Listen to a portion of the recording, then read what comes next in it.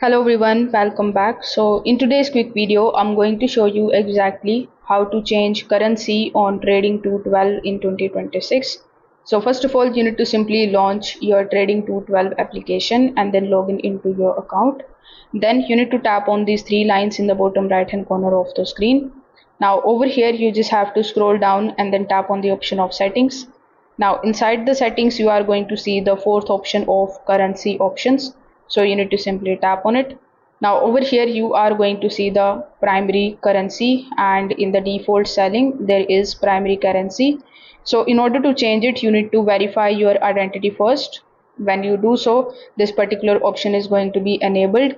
So you need to tap on the primary currency option, and among the given currencies list you need to simply select that particular currency which you want to set.